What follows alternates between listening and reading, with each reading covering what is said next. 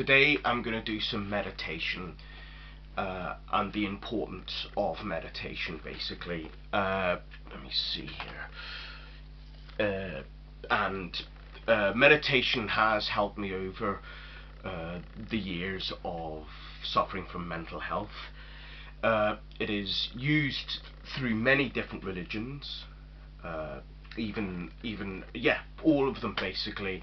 You get the classic depiction of somebody sitting below a tree in the country or somewhere where you're in a meadow and you're on your own and you feel almost that peace, that timelessness, which is a beautiful thing.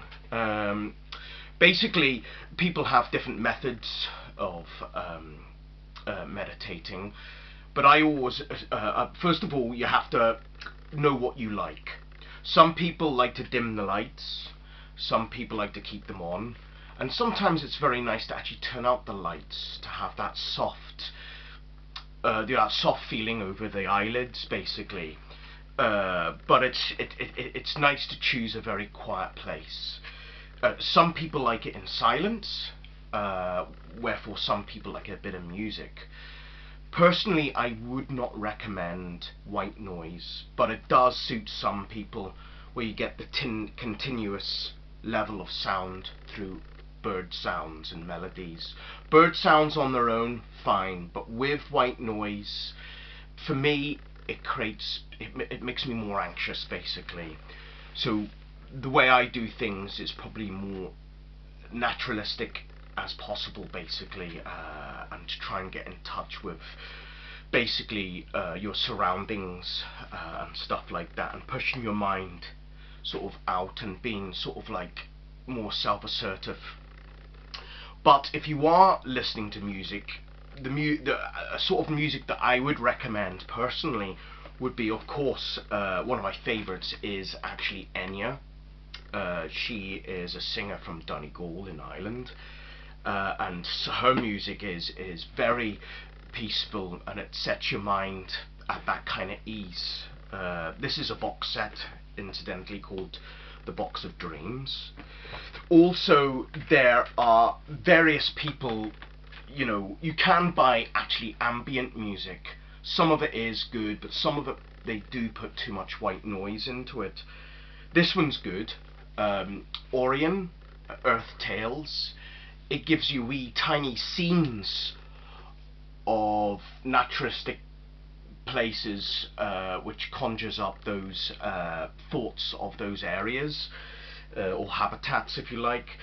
And another very good album is, there are two musicians called Hang Massive, but this is with the Many Rivers Assembly, and the album's called Blood Moon. It's very relaxing, and I would recommend that one too. Another one, this is ambient music. This is by John Hopkins, but it's his asleep versions, and they can be very therapeutic and relaxing. And a Welsh couple, Ceridwen, which is beautiful. It's the legend of the Celts. It's very relaxing. There's singing in that one though, but singing is, and well, there is an Enya as well, but there's many variety of music. You can get ones with just solely bird song, whale sounds and all that. So music can be very important to relax. You can choose a bed to lie down, and a method that I often use when I lie down flat on the bed, I lift each limb, starting with my arms. I lift, hold it up for 3 seconds, and then flop it down, drop. Then I do my next arm, and then my 2 legs, and I even do my head and let it flop on the pillow. And then you can really feel your body's weight hit where you're lying, basically. And even when you're sitting, you obviously find yourself very comfortable, and it's about finding that weight of gravity. And basically you're going around each of your limb and you're feeling the weight of each body part, basically. Then you can feel the wind. Even though it's a still room like my bedroom, you can still feel the temperature of the air. And this helps you to think and let your mind be more relaxed and stuff, and you can push your ears out to listen to any sounds in the background. But it is nice to choose a quiet place, though I do recommend doing it outside, somewhere well away from any drones of roads, but somewhere where it is beautiful and you can hear the rustles of the leaves, and it is very worthwhile.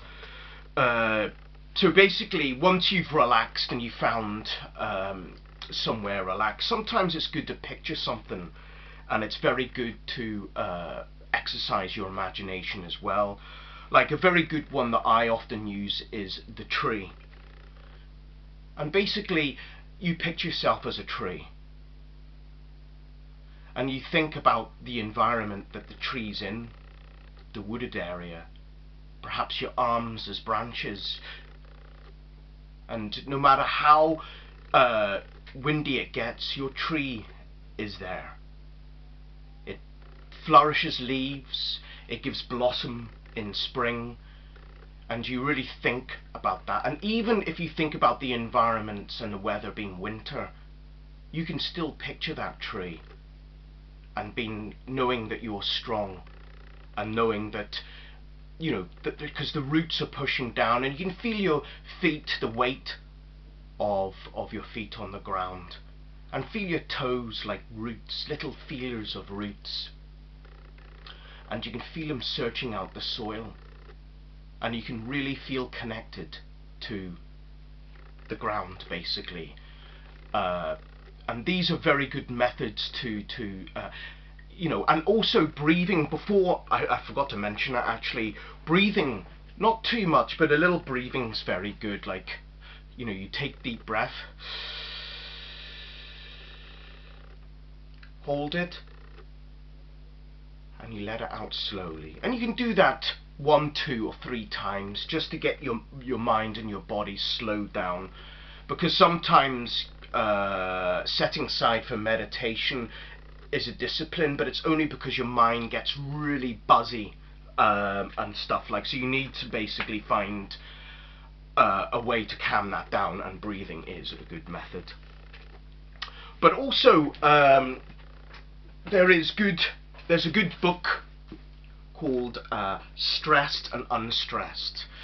And like syllables in poems, you get the stressed syllables and you get the unstressed syllables. But this is a great book, I have to admit.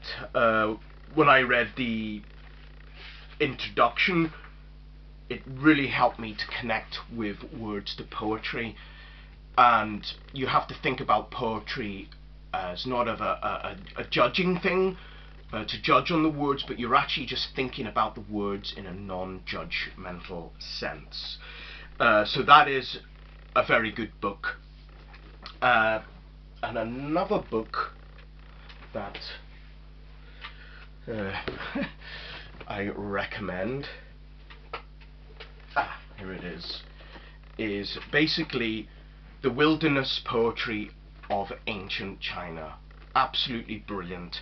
It's selected and translated by David Hinton. What's good about these poetries is some of them are well over 1,000 years old, and they're giving you snippets of their kingdom, their sort of world at that time. I'll read one out to you actually, or perhaps 2. And what's nice about them is they're short. This one's called Morning Rain. A slight rain comes, bathed in dawn light. I hear it among treetop leaves before mist arrives. Soon it sprinkles the earth, and wind blown follows clouds away. Deepened colours grace thatch homes for a moment. Flock and herds of things wild all glisten. Faintly, then, scent of musk opens across half a mountain and lingers on past noon. So again, you can sit down quietly and really picture what the words are actually saying. Almost like, to me, that is a painting, but in words. They always say a picture's worth 1,000 words, but words, each person, the picture's different, and that sometimes can be more powerful, depending on your own experience and where you've actually been. So basically, here's another one.